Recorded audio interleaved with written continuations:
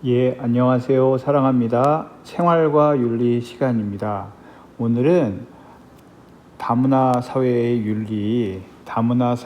윤리에 대해서 배워보겠습니다. 지난 시간까지 의식주 윤리와 인간에게 기본적으로 가장 필요한 이런 옷과 음식, 그 다음에 주거, 이것과 관련해서 결국엔 이러한 것들이 많은 부분 소비를 통해 이루어지는 경제 활동인데, 오늘날 강조되고 있는 윤리적 소비까지 알아봤습니다. 오늘은 여러분 교과서 170페이지입니다. 170조. 그 다음에 EBS 교재는 151조. 문화 다양성과 존중에 대해서 하겠습니다. 먼저 교과서의 내용이 EBS 교재의 내용보다 더 알차고 많은 것들이 나와 있어서 오늘도 역시 이제 교과서에 나와 있는 내용을 기본적으로 하고요.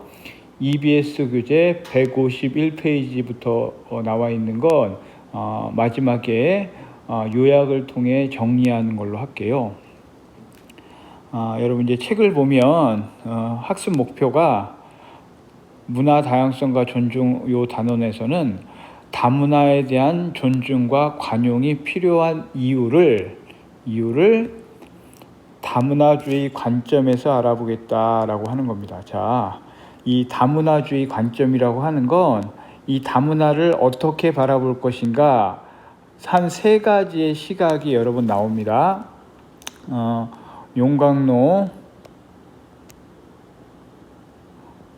용광로 이론, 그 다음에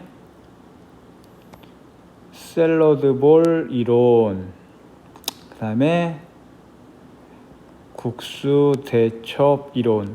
이게 가장 대표적으로 다문화를 어떻게 바라볼 것인가에 대한 세 가지 관점이에요. 그러니까 이러한 관점에서 이제 우리 사회의 다문화를 어떻게 바라볼 것이며, 그거에 대한 어떤 존중과 이제 관용이 필요한 이유에 대해서 함께 얘기를 하겠습니다. 이어서 과연 그러면 관용이라고 하는 것이 무조건 다 허용해 주는 것이 관용일까? 그런 건 아니겠죠. 그래서 다문화에 관한 어떤 관용의 범위와 분명히 한계점이 있다라고 하는 겁니다. 그래서 이러한 내용을 통해서 오늘 이제 다문화 사회에 대해서 여러분들이 좀 더 깊이 이해하는 시간을 가질 거예요. 자, 핵심 개념으로 보면 동화주의, 다문화주의, 관용이란 말은 이렇게 알고 있고요. 이제 윤리적 상대주의, 보편윤리, 이러한 어떻게 보면 이제 굉장히 철학적인 그러면서 굉장히 중요한 의미도 오늘 함께 다문화를 통해서 배우게 된다는 거 여러분들 여기 보면 교과서 170쪽에 보면 작게 왼쪽에 이제 우리나라 등록 외국인 현황에서 물론 자료가 좀 오래됐지만 2015년 기준 100만 명이 넘는, 근데 지금 이 자료는 말 그대로 공식적으로 등록되어 있는 2015년에 우리나라에 살고 있는 외국인의 등록된 외국인 수만 이렇게 이제 통계가 잡힌 거죠. 그런데 이제 우리 흔히 불법 체류자라고 얘기하는 그러한 어떤 외국인까지 합치면 최소 통계에 잡히는 인원보다 10배 그 이상 보는 관점도 있어요. 그 이상 보는 사람들도 있는데 10배 이상 많을 것이다 라고 얘기합니다. 그래서 실제 어떤 통계에 의하지 않고도 우리 주변에 특히 이제 우리 3개 고등학교가 위치하고 있는 경기도 화성 이런 조암이라는 곳도 지역적인 특성이 지리 시간에 배웠겠지만 주변에 보면 소규모 공장들이 굉장히 많잖아요. 당연히 그러면 이러한 공장들은 이제 생산업을 주된 하는 산업일 거예요. 그러니까 생산을 하는 사람들, 물론 기계가 시스템화되어 있는 그런 공정으로 되는 공장들도 많겠지만 이제 그렇지 않은 공장들은 쉽게 얘기하면 사람들이 직접 노동력을 통해서 물건을 생산하는 그런 공장 형태일 거예요. 그러다 보니까 많은 인력, 일할 사람이 필요하죠. 그래서 아마 우리 이 화성조합 이쪽에도 많은 외국인들이 거주하고 있는 걸로 알고 있습니다. 이게 비단 이게 경기도 화성 만의 문제는 아니겠죠. 저기 이제 충청도 더 밑으로 전라도나 경상도 가면 산업 공장보다는 특정 어떤 지역을 제외하고는 그쵸 이제 농사를 위주로 하는 그런 지방의 특색을 갖고 있는데도 역시 외국인 노동자들이 있다라고 하죠. 왜냐하면 농사를 지을 때도 사람의 노동력이 필수로 필요해요. 그런데 많은 사람들이 이제 농촌에 살기보다는 대도시, 서울이나 경기도권, 수도권에 일자리가 많다라고 하니까 많이들 수도권에서 거주를 합니다. 그러니까 당연히 지방에 갈수록 농사 짓는 곳에 인력이 많이 부족해요. 이제 그러다 보니까 이러한 농촌, 어촌 마찬가지로 외국인 노동자들이 많이 거주를 하고 있습니다. 그래서 우리나라 어떻게 보면 이제 전 지역에 걸쳐서 외국인들이 거주를 하는 다문화 사회로 들어선 지 대한민국도 꽤 오래됐다라고 얘기할 수 있겠습니다. 이제 그러다 보니까 특정 지역들은 가장 대표적으로 이제 우리 가장 가까운 이 화성 바란이라는 곳도 아마 이제 그렇게 바뀌어가고 있는 것 같은데 굉장한 다양한 어떤 나라들의 다양한 인종들이 살고 있는 것 같죠. 이제 그러다 보니까 지역에서 이제 그들을 위한 축제도 열고 하는 그래서 아마 지금 코로나 상황이어서 그런 것들을 적극적으로 하지 못하고 있는데 우리 학교도 여러분의 선배들도 그런 화성에서 열리는 이런 다문화 축제 세계 도시 축제라는 아마 이름으로 실시했을 거예요. 이제 그런 것에 적극적으로 참여했던 경험이 있습니다. 또 가깝게는 경기도 안산 같은데 가보면 그런 이제 다문화 거리 같은 게 조성돼 있어서 정말 세계 각국의 맛있는 음식들이 그런 음식들을 파는 곳들이 굉장히 많이 있다라고 하죠. 이제 그만큼 지금 표 하나를 보고 2015년에 우리나라에 등록된 외국인이 이만큼 있다라고 하는데 그보다 훨씬 많은 외국인이 대한민국에서 살고 있다. 그러면 이제 우리 사회, 대한민국도 이런 다문화 사회가 됐는데 우리는 이러한 다문화 사회에서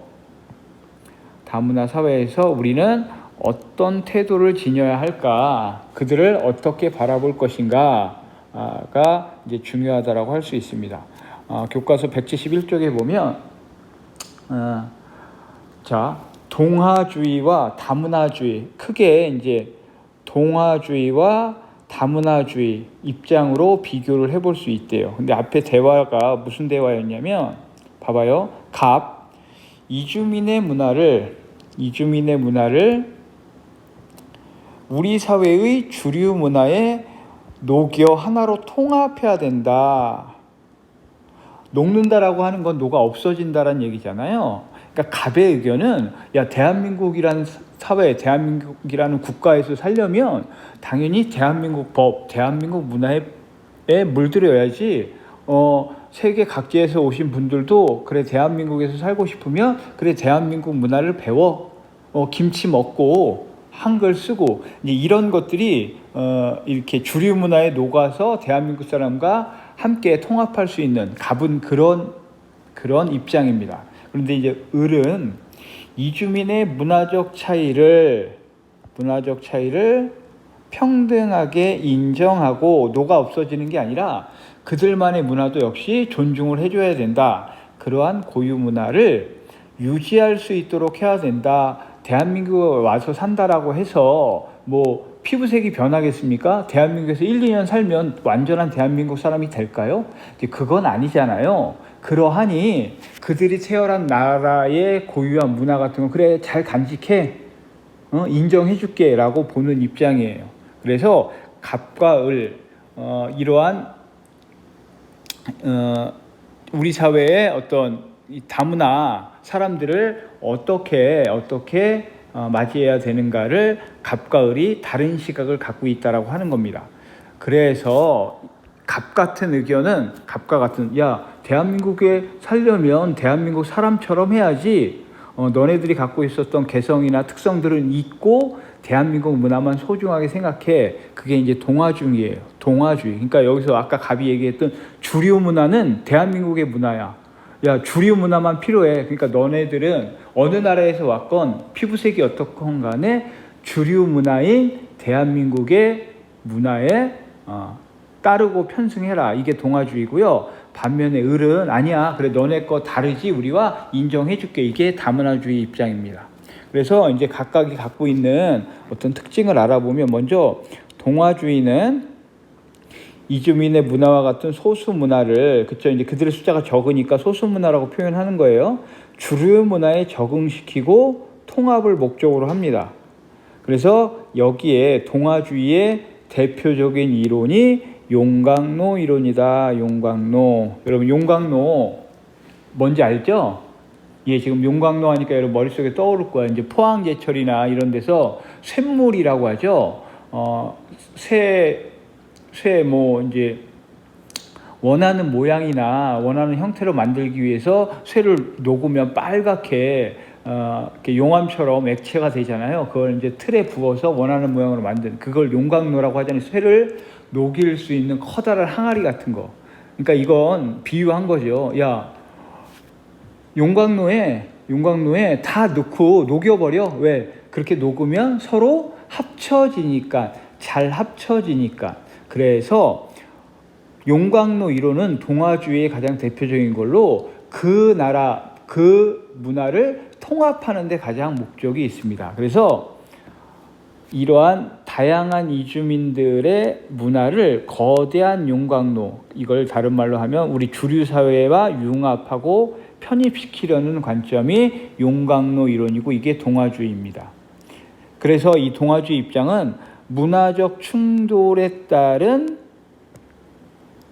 사회적 혼란이나 갈등을 미연에 방지하고, 그렇겠지. 아무래도 이제 대한민국에 처음 온 사람들은 문화도 낯설고 지리명도 낯설고 모든 게 낯설 텐데, 거기를 차근차근 배워가다 보면, 그렇죠, 우리 기존에 살고 있던 한국 사람들과 어떤 갈등이나 트러블이 일어날 확률이 적어지죠. 또한 사회적 연대감, 나도 이제 대한민국에서 일하고 돈을 버는 사람이니까 나도 대한민국 사람처럼 결속력이 강화될 수 있다라고 하는 장점이 있습니다. 그러니까 동아주의 장점은 이거야. 사회 혼란이나 갈등을 예방할 수 있고 사회적 유대감이나 연대 결속력을 높일 수 있습니다. 그런데 장점만 있느냐? 아닙니다. 반면 다양한 문화가 사라져 문화의 역동성이 파괴되고 그렇겠죠. 소수 몇 명 저기 지구 반대편, 대한민국 반대편에서 건너온, 일하기 위해서 온 사람들이 그들만의 문화를, 야, 너네 문화 있고 대한민국 문화만 배워, 이렇게 하다 보면 그러한 어떤 소수 문화가 사라지고, 그러다 보면 그냥 대한민국에 사는 모든 사람들은 다 똑같은, 그래서 한복만 입어, 그래 다 비빔밥만 먹어 라고 하면 어떤 문화적인 역동성, 문화의 다양성 같은 게 굉장히 이제 저하되겠죠. 또한 이주민들은 자신들의 문화적 정체성을 유지하며 살기가 어렵겠죠. 문화적 정체성이란 말은 자아 정체성과 비슷한 거예요. 자아 정체성은 모든 사람은 자아 정체성이 있죠. 자아 정체성이라고 하는 건 그 사람의 참모습이에요. 그러니까 문화 정체성도 마찬가지야. 대한민국에 태어나서 대한민국에 살아가는 사람들은 대한민국만의 문화를 자연스럽게 습득하고 그 특징을 갖고 있어. 당연히 미국에서 태어나서 미국에 살고 있는 사람들이 미국 문화를 그렇게 갖고 있는 거야. 근데 이제 그렇게 모든 나라, 모든 인종들은 그런 특징이 있는데, 그런 것들을 대한민국에 와서 일하니까 너네 나라 건 잊어 라고 하는 게 되겠죠. 그러니까 이런 문화적 정체성을 유지할 수 없게 됩니다. 동아주의, 용광로 이론에서는. 그래서 다시 한번 동아주의로 대표되는 용광로 이론의 장점과 단점 여러분들 잘 기억해야 합니다. 특히 여러분들 이제 이걸 다 배우고 나서 정리를 다시 한번 세 가지를 해줄게요. 한편 다문화주의는 이제 그 동아주의 끝난 거야. 다문화주의에는 샐러드볼 이론과 국수대첩 이론 두 가지가 존재한다는 거야. 이 다문화주의의 특징은 먼저 이주민의 고유한 문화와 그들의 문화와 자율성을 존중한다라고 하는 게 가장 큰 특성입니다. 그래서 대표적으로 샐러드볼, 국수, 여러분들 음식 이름인데 이 음식하면 떠오르는 이미지, 생각 그것과 똑같아요. 샐러드 어떤 음식인지 알죠? 다양한 재료를 뭐 성격이 달라도 되고 우리 흔히 이제 샐러드 하면 각종 야채나 채소나 과일들을 그쵸 이제 뭐 썰어서 한데 모아서 그 위에 이제 다양한 소스를 뿌려서 먹는 거잖아요. 그러니까 각각 음식 재료의 특징을 살려 그러면서도 이걸 한데 모으니까 영양소의 균형도 얻을 수 있고 또 다양한 식감도 즐길 수 있고 이런 것들이 이제 샐러드가 갖고 있는 음식의 특징이죠. 그렇듯 각각의 다양한 나라의 다양한 문화를 그래 우리 인정하자 라고 보는 겁니다. 그래서 샐러드볼 이론은 볼게요.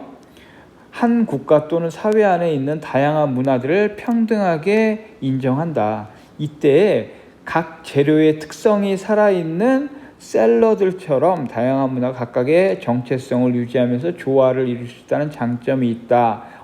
샐러드볼은 이런 장점이 있구나. 그렇죠? 고유한 성질을 계속 지키고 살릴 수 있다는 장점이 분명히 있어요. 하지만 역시 샐러드볼도 단점이 있습니다.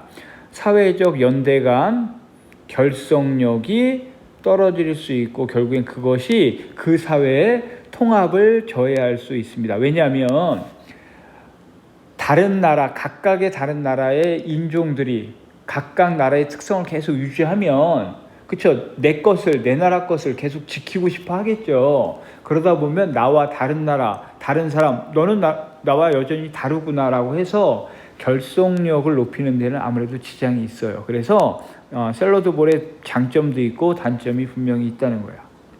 자, 이제 마지막으로 국수 대접에 국수가 담겨 있다는 얘기입니다. 여러분, 국수라는 음식에서 가장 이 국수 맛을 좌우하는 큰 게 뭘까요? 중요한 게 뭘까요? 국물? 국물도 중요하죠. 근데 이제 국수가 국물만 있는 건 아니잖아요. 비빔국수도 있고, 뭐 국물도 역시 중요해요. 여러분, 그 면 요리에서 어떻게 보면 가장 핵심은 뭐예요? 면발. 그러니까 국수 면발이 어떻느냐가 제일 중요하다는 거야. 여러분, 여기 이 말을 꼭 기억해요. 국수 대접 이론은 국수 면발이 가장 중요하다. 중요하고 국수마다의 차이점은 국물이나 양념 그리고 거기에 뿌려지는 어떤 약간의 고명들에 의해서 약간씩 변화한다라고 하는 거야. 이게 국수 대접 이론의 특징인데, 자, 국수 대접은 문화의 다양성을 인정합니다. 하면서도 그러니까 다양한 문화를 인정하면서도 역시 또한 주류 문화의 역할도 강조한다는 거야. 그러니까 대한민국을 기준으로 하면 그래 대한민국에 살고 있는 다양한 나라의 사람들 너네들 문화 인정할게 존중할게 하지만 우리 것도 굉장히 중요하다. 왜? 여기는 대한민국 땅이니까 이런 겁니다. 그래서 주류 문화는 국수와 국물처럼 그렇죠?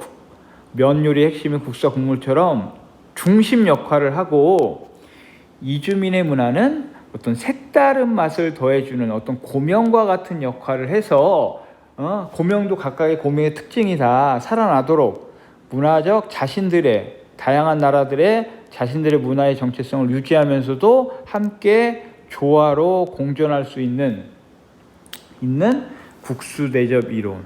그래서 이러한 주류 문화를 우위에 두기 때문에 타 문화를 평등하게 인정하는 샐러드볼 이론과는 차이점이 있다니까. 어떻게 보면 샐러드볼 이론은 그 대접 안에 각각의 샐러드 재료를 공평하게 다 존중하고 인식하듯이 우리 문화나 다른 나라 문화나 다 평등하게 보는 건데, 반면에 국수 대접은 주류 문화가 있다. 면발. 대한민국 문화가 역시 주류이고, 그렇다고 나머지가 소중하지 않다는 게 아니라 나머지 격가지로 너네도 중요하다라고 보는 거예요. 그래서 분명히 이런 차이점이 있습니다. 그래서 여러분들, 이 가장 최근에 많은 나라들이 다문화 사회, 다문화 나라가 되면서 이 국수 대접 이론을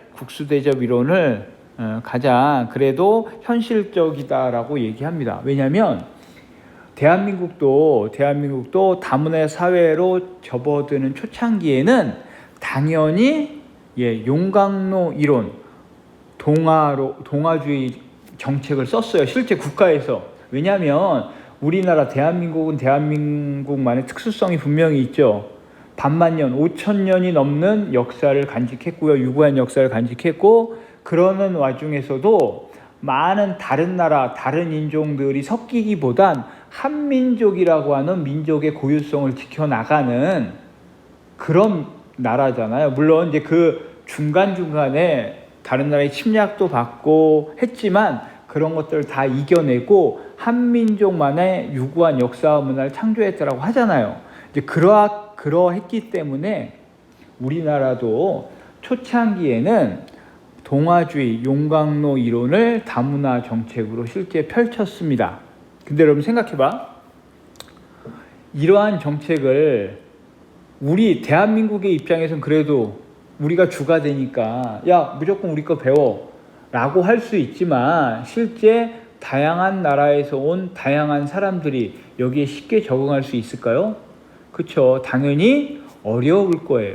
그래서 실질적으로 이 동아주의 용광로 이론은 대한민국에서 초창기 다문화 이론으로 제시를 했지만, 시행을 했지만 실패한 정책이라고 얘기합니다. 이론상으로야 그렇게 되면 가장 좋겠지만 이제 그렇게 안 돼서 가장 최근에는 샐러드볼이나 국수 대접 이론, 이걸 통해서 다문화 정책을 추진하고 있는 걸로 알고 있습니다. 그래서 다시 한번 여러분들, 용광로 이론, 샐러드볼 이론, 국수 대접 이론, 이것을 동아주의와 다문화주의 입장에서 여러분들 차이점을 비교할 수 있어야 합니다. 알겠죠? 예, 좋습니다. 이어서 이제 172쪽.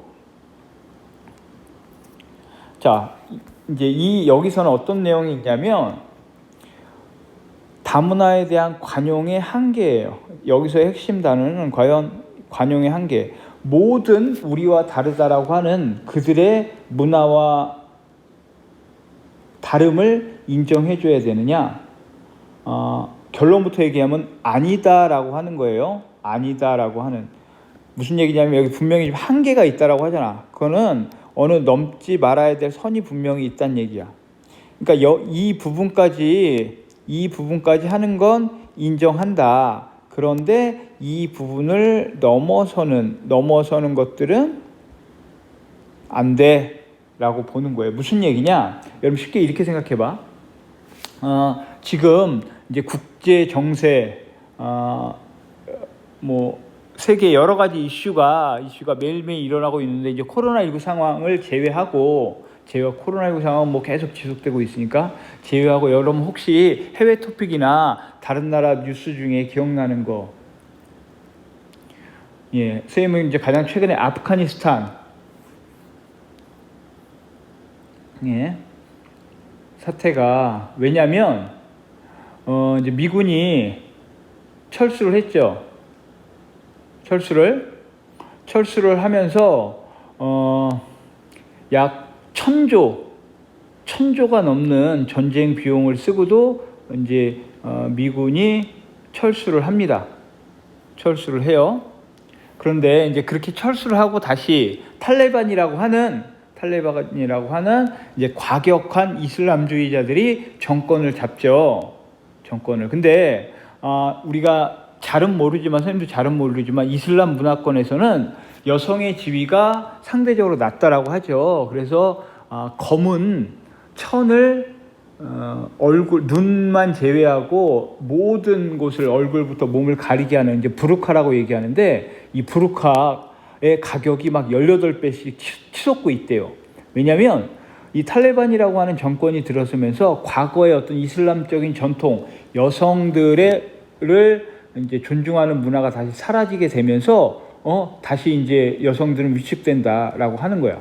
근데 이 얘기를 갑자기 왜 하냐면, 그러면 이러한 어떤 여성들이 부르카로 눈만 나오게 해야 된다라고 하는 그들만의 전통이 분명히 있죠. 그런데 그 전통을 예를 들면 그들 중에 일부가 대한민국에 와서 산다 칩시다. 근데 대한민국 여성들한테 야, 너네들도 부르카 입어 라고 하면 대한민국의 여성들이 그걸 받아들이겠어요? 받아들일 수 없겠죠. 이거보다 좀 더 극단적인 얘기를 해볼까요? 여기 보면 이제 명예살인이라고 하는 이런 것들이 중동권에는 아직 남아있다라고 해요. 우리 집안을 욕먹여? 너는 그러면 살 필요가 없어. 그래서 여성을 이렇게 죽이는, 여러분 이걸 대한민국 사회에서도 해야 된다. 이거 찬성할 사람 있을까요? 무슨 얘기냐면 다문화, 그러니까 문화라고 하는 건 다양할 수 있다. 그게 다문화잖아. 다양할 수 있지만 그렇다라고 해서 모든 문화를, 다른 문화를 다 인정하고 받아들일 수 있다. 그건 아니다. 분명히 넘지 말아야 될 선이 있다라고 하는 거야. 그러면 어디까지가 넘지 말아야 될 선이냐, 그게 중요하겠죠. 그래서 이건 여러분들 인류의 보편적 가치 같은 거, 예를 들면 평화, 인권, 이런 것들은 어느 나라, 어느 민족을 초월하고 다 중요하게 생각하는 거예요. 그러니까 어떤 특정한 문화가 인류의 보편적인 가치인 평화나 인권을 해친다. 그러면 그런 것들은 받아들이기 어렵고 그런 것들은 제한될 수밖에 없다. 관용을 베풀 수 없다라고 하는 거야. 그래서 책엔 이렇게 나와 있어. 극단적인 문화 상대주의자들은 위 사례처럼 명예살인이 윤리적 가치 판단의 대상이 될 수 없다라고 얘기합니다. 그런데 이건 잘못됐다는 거예요. 왜? 그게 문화라고 그냥 쉽게 얘기해서 안 된다. 왜? 살인이잖아, 살인. 아니, 사람 목숨이 없어지는데 문화가 무슨 소용이 있습니까? 이건 인류의 보편적 가치에 위배돼. 그래서 이런 건 절대 허용될 수 없다라고 하는 거야. 그래서 여기 중요한 건, 여러분들, 문화적 상대주의란 말은, 문화는 그 지역의 어떤 역사성이나 특수성, 그 나라 인종의 특성, 이거에 따라 달라질 수 있다는 거야. 그 달라짐은 차이로 인식되고, 그 차이는 어떤 문화는 고귀한 문화고 어떤 문화는 천한 문화가 아니다 라고 바라보는 거예요. 그러니까 문화 상대주의는 그래, 문화는 다 소중하고 각각의 의미가 있다라고 하는 거야. 이 말은 맞죠. 그런데 그러면 문화 상대주의라는 시각을 통해서 지금 얘기한 것처럼 명예살인 같은 이런 것들도 그냥 문화로 인정해 줘야 되느냐? 아니라고 하는 겁니다. 아니라고. 이거는 문화라는 측면에서만 봐서는 안 되고, 어떤 측면, 그래, 인권, 인간의 존엄성, 이러한 시각에서 함께 바라봐야 돼요. 그래서 그런 것들에 위배되냐 위배되지 않느냐, 위배되면 그건 인정해 줄 수 없고 한계를 맞을 수밖에 없다는 얘기입니다. 그래서 특히 이제 이런 극단적인 문화 상대주의자들은요, 보편 윤리를 위배하는 문화도 무조건 인정해야 된다고 주장을 해요. 그러다 보니까 노예제, 인종차별도 하나의 문화로 인정하고 존중해야 된다는 모순이 생긴다는 거야. 그러니까 이래선 안 된다라고 하는 거야. 그래서 문화적 상대주의로 모든 가치를 판단할 수는 없다라고 합니다. 또한 그러니까 자기 나라의 문화와 다른 문화를 비판적으로 성찰할 수 없게 됩니다. 이렇게 하다 보면. 왜냐하면 자기네 나라 것만 소중하다라고 계속 얘기할 수밖에 없잖아. 그러나 윤리적 상대주의는 보편 윤리를 부정하여 문화에 대한 비판적 성찰을 방해한다. 그러니까 윤리적 상대주의, 지금 문화 상대주의는 문화가 다양할 수 있다라고 하듯이 윤리 상대주의도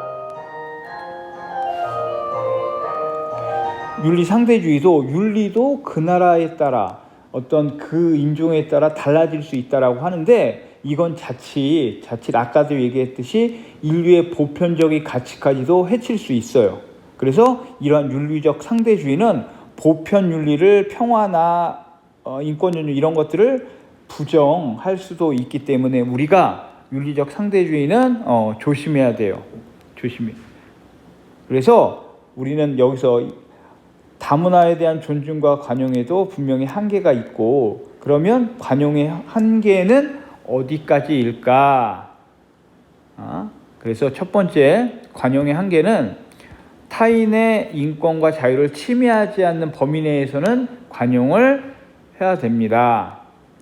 사회 질서를 훼손하지 않는 범위 내에서 역시 해야 합니다. 그런데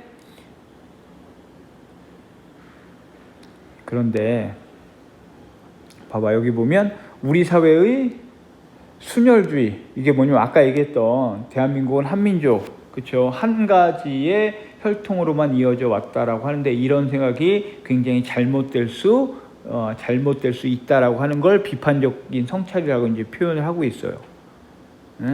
그래서 여러분들 이제 관용의 역설이라는 굉장히 중요한 말이 나오는데, 관용의 역설.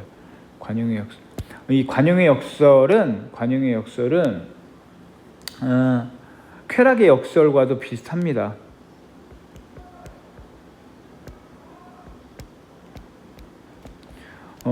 예전에 선생님이 한번 설명했던 것 같은데, 우리가 빵을 먹는 게 맛있고 우리의 배를 이제 부르게 하니까 빵 먹는 건 인간에게 큰 쾌락으로 작용할 수 있어요. 특히 배고플 땐, 그죠? 그러면 빵을 한 개 먹었을 때보다 2개 먹었을 때 그 쾌락이 2배가 될 거 아니야. 그런데 그럼 빵을 먹으면 먹을수록 우리 쾌락은 계속 증가만 하느냐? 그건 아니라는 거죠. 어느 순간 빵을 먹으니까 오버하이트가 쏠려. 그러한 점이 분명히 있죠. 그럼 그 이후로부터 빵은 우리에게 고통이 아니라 행복이 아니라 고통이 되는 거야. 이게 바로 쾌락의 역설이거든요. 그러니까 관용의 역설도 마찬가지야. 관용, 다른 사람 입장을 이해하고 다른 사람의 잘못을 용서하는 게 관용인데, 그럼 이 관용을 무조건 계속 받아들여지냐? 아니다. 그렇게 되면 아까도 얘기했다시피 명예살인도 마치 문화의 중요한 특징처럼 받아들여지고, 그러다 보면 인간의 목숨이 위협받고 이렇게 할 수 있겠죠. 그래서 무조건적으로 모든 걸 허용해야 된다? 안 된다라고 하는 거야. 특히 이건 왜? 다문화 사회가 되면서 아까도 얘기했다시피 샐러드볼 이론 같은 경우에는 다문화 사회에서 각각의 문화의 특징과 다양성을 인정해 주자라고 하는 거잖아. 하지만 거기에도 넘지 말아야 될 선이 분명히 있다라고 하는 겁니다. 그런 것들은 관용해 주면 안 되고 되려 처벌을 해야 되죠. 안 그러면 우리나라에 살면 안 되지. 그렇죠? 이제 그런 의미에서 여러분들 이제 특히 여러분이 알아야 될 게, 아까 윤리적 상대주의를 얘기했었는데, 이 윤리적 보편 윤리가 필요하다. 보편 윤리의 필요성을 얘기하고 있습니다. 보편 윤리. 그래서 아까도 얘기했지만 인류의 보편적인